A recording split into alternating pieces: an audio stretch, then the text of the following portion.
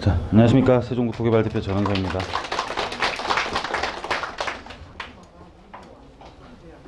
SBS 보신 분,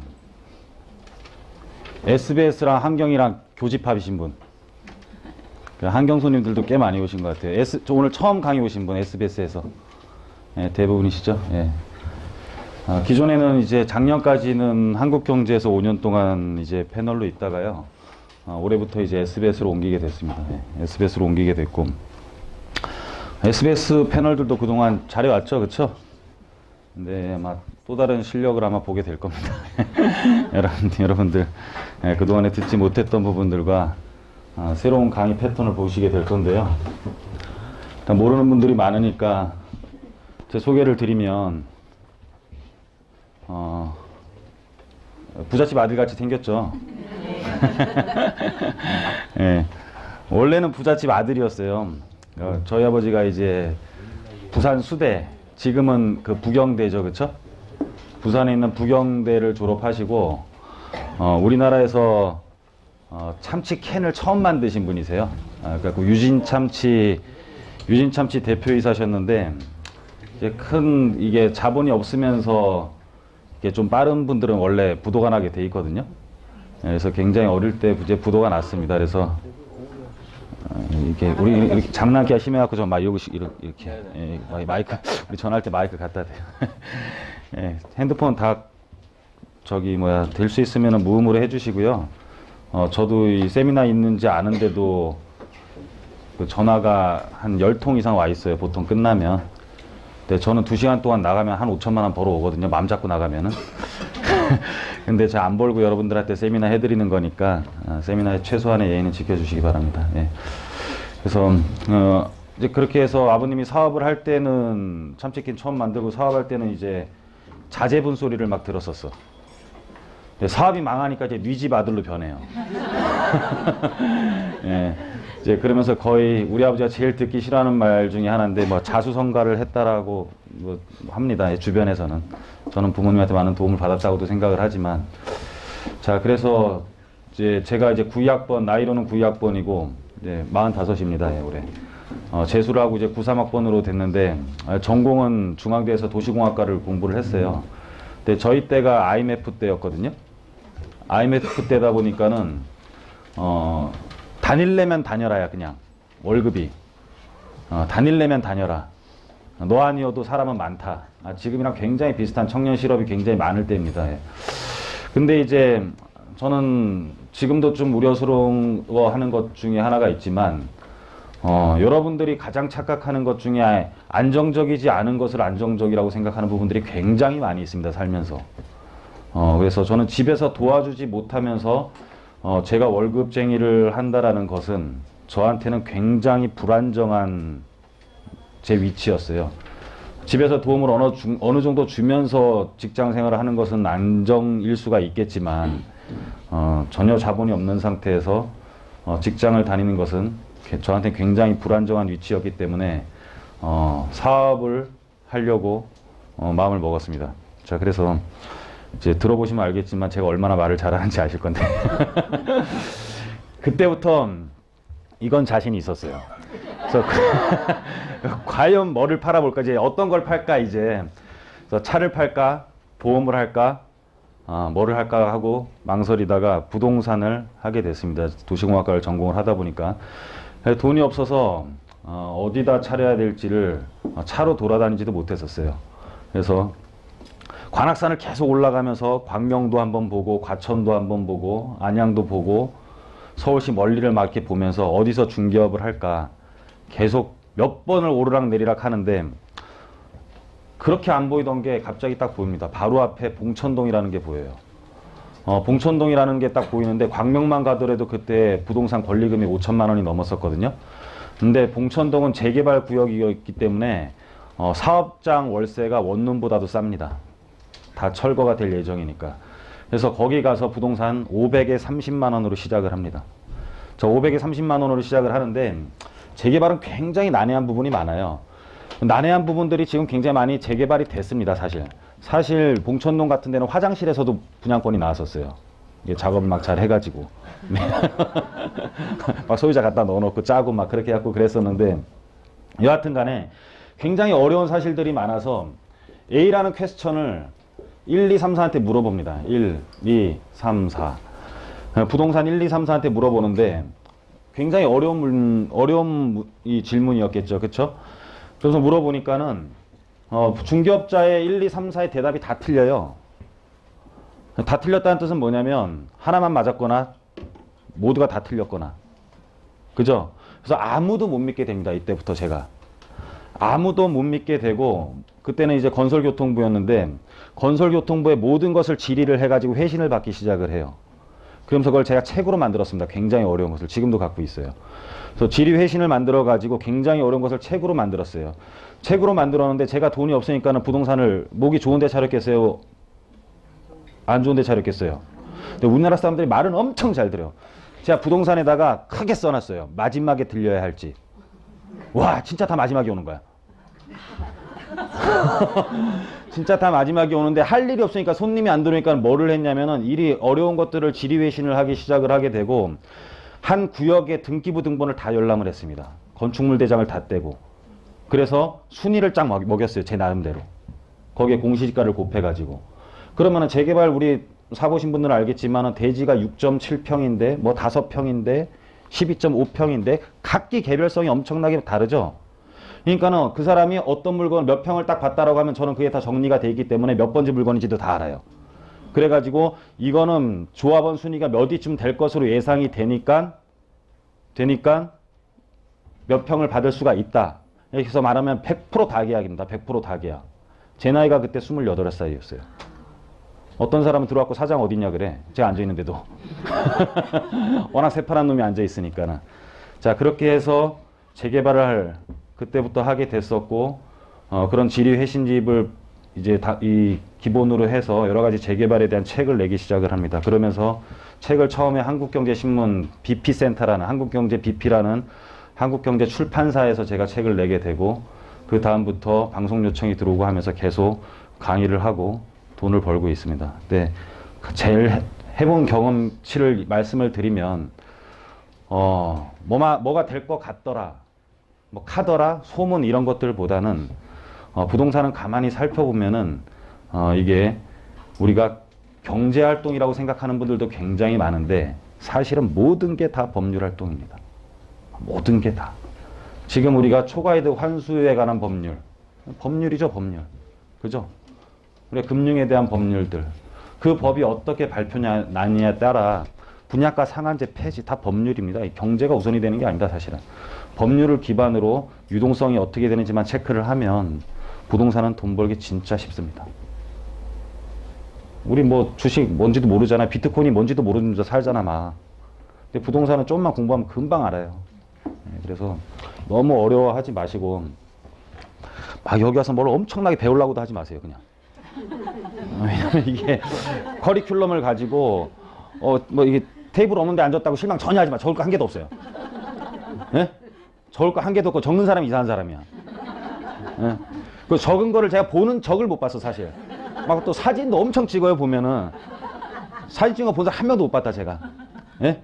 그러니까 카메라 용량만 딸리니까 괜히 찍지 마시고, 예, 일단 들으십시오, 그냥. 그냥 이런 게 있다. 간만 알면 돼요. 그리고 간만 알면 되시고요.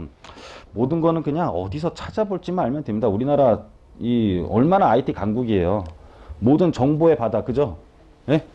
어디서 찾아볼지만 알면 되는 거예요. 제가 가끔 가다가 모르는 게 있으면은 저도 세법 공부 안 하거든요. 뭐가 있는지만 아는 거고 찾아보면 되죠, 그쵸? 좀 어려운 질문, 고객이 저한테 어려운 질문하면 저도 잘 모르니까 세무사한테 전화를 합니다. 세무사님, 지금 이런 문제가 있는데 무조건 회의 중이래. 지도 몰라. 예? 좀 이따 전화 준다는 거야. 근데 세무사는 금방 찾아서 저한테 전화를 주지.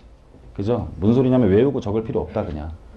그냥 그런 게 있다 정도만 알면 됩니다. 자, 그래서 세종국토개발 한번 소개를 해드리면, 이제 카페를 개설을 했어요.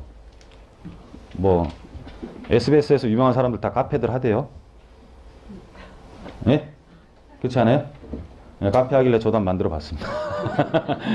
그래서 카페에 뭐 정보들을 굉장히 많이 수록을 하려고 지금 노력을 하고 있고, 밴드는, 이게 좀 약간의 그 비공개로 저희가 할 예정입니다. 그래서, 저희가 이제 일반적인 상담도 해드리고, 고객에 대한 어떤 자산에 대한 심층 상담을 할 때는 유료로 진행을 하고 있어요.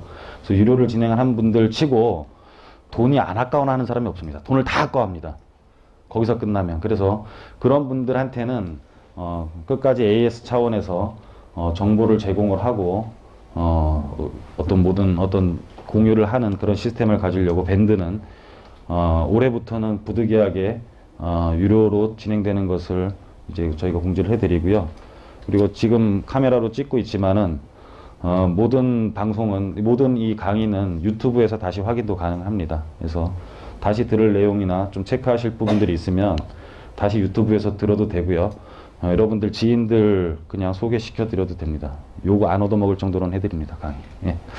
자, 이제 강의 시작하도록 하겠습니다. 자, 일단 뉴스를 한번 보고 시작을 하면은 그냥 보는 겁니다. 그냥 뭐 중요한 거 아니고요. 이딴 규제에도 집값을 상승하고 있다, 그쵸? 근데 규제하니까 뭐 투자 못 하시겠죠, 그쵸? 예? 투자 하시겠어요? 못 하시겠죠, 그쵸? 그런데 그 전에 왜 못 했어요? 예? 그냥 못 하는 거야, 그냥. 대부분이 오는 사람은 그냥 못 해. 왜냐면 이렇게 물건 없을 땐 빨리 지금 부동산에 앉아 있어야 되는데, 그죠? 예, 여하튼 간에 규제해서 못하고, 규제 안에서 못하고, 뭐 아무것도 못해, 그냥 지켜만 보고 있다는 거예요, 그쵸? 강아지도 아니고, 도망가는 것도 아니고, 부동산이. 어떤 사람 뭐 개포 주공을 5년 동안 지켜본 사람이 있습니다. 샀을까요? 못 샀을까요? 절대 못 산다. 예, 그래서 자, 부동산 결산, 분양 쏠림 심화, 뭐 모든 내용들이 어떤 내용들이냐면 대기 수요 움직이나 대사라는 서울 아파트 거래 거의 양극화입니다, 그냥. 자, 서울대, 서울외 양극화 더 커지는 부동산 시장. 양도세 중과 보유세 개편 압박까지. 그래서 다주택 선택에 관심 집중. 그래서 지금 똘똘한 한 채가 굉장히 뭐 뜨고 있다는 말도 있고요. 여러 가지 또 한 채를 갖는 것보다는 또 여러 주택을 풀어주는 법안들도 지금 시행을 하고 있는데 그런 것들에 대해서 전반적으로 설명을 드릴 거예요. 자, 보유세 인상 카드. 이거 제 예상인데 우리가 과세 표준을 매길 때 시가 표준에 전체가 들어가는 건 아니에요. 그죠? 종부세 9억 이상이라는 것은 시가에다 80%를 곱해가지고 9억 이상이 되면은 이제 종부세가 나오는 거죠. 그쵸? 예? 그런 것처럼 재산세는 60%를 곱하면 되는 거고, 이 비율을 곱하는 것을 공정시장가액이라 그러는데, 요 자체를 올릴 가능성이 굉장히 높습니다. 근데 결론은 1주택에서 하기는 굉장히 어려워요, 사실. 왜냐면 지금 고가주택을 갖고 있는 세대들이, 베이비부머 은퇴 세대들이에요, 대부분이. 근데 은퇴 세대들이 특별한 지금 소득이 없는 상태에서 1주택만 갖고 있는 것을 마치 죄인 취급을 한다라면 엄청난 조세 저항이 일어납니다. 조세 저항은 뭐 결국은 정치 생명과도 굉장히 영향이 있겠죠, 그렇죠? 그래서 여러 가지 지금 보유세 인상을 할지 안 할지는 8월달에 결정을 한다고 하는데 할 가능성이 지금 부동산이 계속 더 오른다고 하면 인상할 가능성이 좀 높습니다, 사실. 인상하게 되면 특별한 것보다는 공정시장 가액을 상향시킬 가능성이 높다. 그리고 아마 다주택 한태로 갈 가능성이 높다라는 겁니다. 지금 계속 법안들이 다주택자들 때려잡는 걸로 나오고 있죠? 그죠?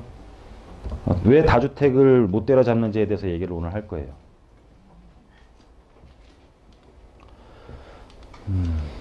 자, 도심 재건축. 이제 부동산 2018년도의 시장 전망을 알려면 기존의 부동산들이 어떻게 되어 왔는지를 알아야 될 거 아니에요. 그죠? 기존에 어떻게 되어 왔는지를 보려면, 자, 박근혜 정부 때는 택지개발 촉진법을 폐지를 했어요. 그러면서 대규모 택지개발 중단을 한다 그러니까 어떤 현상이 발생을 했죠? 기존에 분양을 했던 것들이 급등을 합니다. 그죠? 위례 신도시, 하남 미사지구가 급등을 하죠. 왜? 부동산의 희소성, 수요 공급의 논리. 수요 공급만 알아도 경제 한 80%는 해결이 돼요. 80%는. 그래서 택지개발촉진법을 폐지하면서 대규모 택지를 공급을 안 한다고 하니 이미 기존에 개발이 된 미사와 위례는 급등을 하기 시작을 합니다. 물론 분양가 상한제를 적용받은 아파트 단지이기 때문에 그만큼 싸게 공급이 돼서 그만큼의 차익을 얻은 것도 있지만 여하튼 간에 이것도 한 몫을 하게 돼요.